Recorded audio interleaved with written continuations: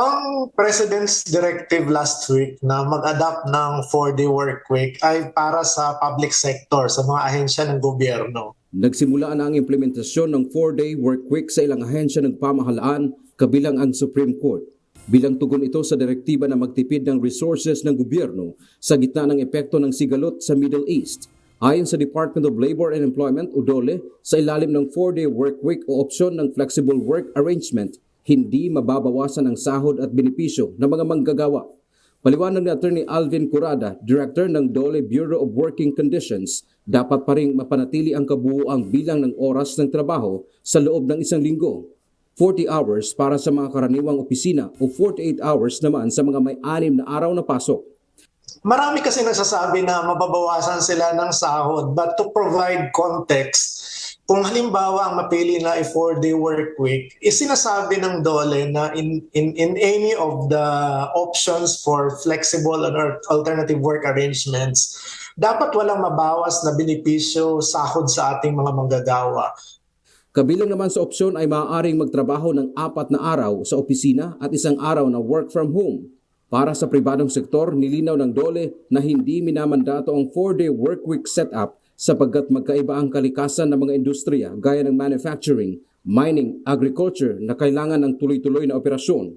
Sa halip, hinihikayat ang paggamit ng flexible o alternative work arrangements batay sa mutual agreement o kasunduan ng employer at manggagawa. Ang Department of Justice o DOJ ay pinaghahandaan na rin ang pagpapatupad ng 4-day workweek sa kanilang tanggapan. Ayon kay Secretary Frederick Vida, titiyakin nilang mananatili ang serbisyo sa publiko at hindi maantala ang pagtupad ng kanilang mandato. So kailangan naming i-align sa korte rin, 'di ba? Siyempre, kung open yung court, kailangan available yung piskal. 'Di ba? Kailangan yung ibang ahensya. Pero hindi lang kasi piskalya eh. Yung aming legal service, kami naman ang tumatay yung abogado ng ibang ahensya ng gobyerno. So kailangan available din kami para sa ibang ahensya ng gobyerno para maging abogado nila. Tiniyak ng DOJ na magkakaroon ng sapat na adjustment sa evaluation ng mga kaso, kabilang ang mga malalaking kaso na isasampa upang hindi maging hadlang ang bagong schedule sa pagkamit ng hustisya.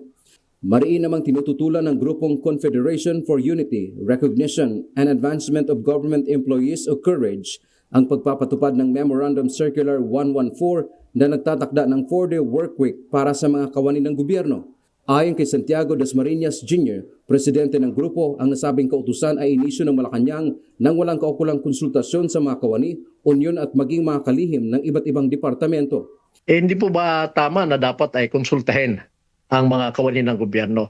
But in this particular case, wala pong usapin na may konsultasyon. And not only that, kung walang konsultasyon ang ginawa ng Malacanang, ganun din po ang nangyari sa mga secretaries kasi ang memo circular will be effective today, March 9. Kabilang sa kanilang reklamo ay ang mahaba ang oras ng trabaho at kailangang pumasok ng maaga at gabi na kung uuwi. Magdudulot anya ito ng matinding pagod dahil sa maagang pagising at sa pag-uwi ay may ipit sa matinding traffic na magre-resulta ng kawalan ng oras para sa pamilya. Nag-alala din ang grupo na baka maapektuhan ang serbisyo sa mga taong bayan tuwing Biyernes. So kung sakali po magtatrabaho lang po siya from Monday to Thursday at walang trabaho sa Friday, paano na po ang taong bayan? Saan na po sila tatakbo? Di po ba pag krisis dapat 24/7? Na dapat nandyan ang gobyerno anytime. Malilipat din anya ang burden o gasto sa kuryente at iba pang gamit mula sa opisina patungo sa bahay ng mga empleyado. Ayon sa Labor Department, matagal nang mayroong umiiral na 4-day work week. Bukod pa ito sa napasimulan na hybrid setup noong panahon ng COVID-19 pandemic. Marami tayong mga establishment na naka 4-day work week. Yung iba nga hindi 4-day but 3-day work week. 3 araw silang pumapasok, 2 araw sila work from home. Sa kasalukuyan, patuloy din na nagsasagawa ng konsultasyon ang DOLE. Dapat matiyak na hindi mahihinto ang paghahati ng serbisyo sa mga manggagawa habang tumatalima sa direktiba ng Pangulo. Dante Amento, UNTV, News and Rescue. Diyos ang aming sandigan, serbisyo publiko ang aming pinahahalagahan.